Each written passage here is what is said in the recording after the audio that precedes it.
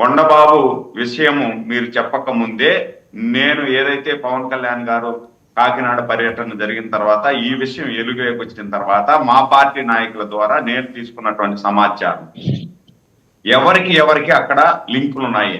కొండబాబు గారికి కానీ లింక్ ఉంటే ఈ ఎగుమతిలో ఈ భీము స్మగ్లింగ్ లో కొండబాబు గారికి కానీ లింక్ ఉంటే కొండబాబు గారిని ఈ పార్టీకే మేము పార్టీ నుండి సస్పెండ్ చేసుకుంటాం.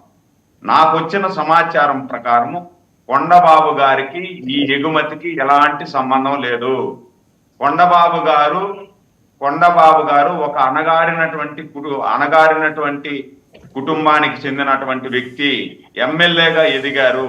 ఎమ్మెల్యేగా ఎదిగి ఆయన అక్కడ సురేంద్ర నాయుడు గారు నాది చిన్న సబ్మిషన్ అండి. మనం నేరాల గురించి మాట్లాడేప్పుడు కులాలని మధ్యలో తీసుకురామాకండి, దయచేసి తీసుకురామాకండి ప్లీజ్. కులాల గురించి తీసుకురావద్దండి.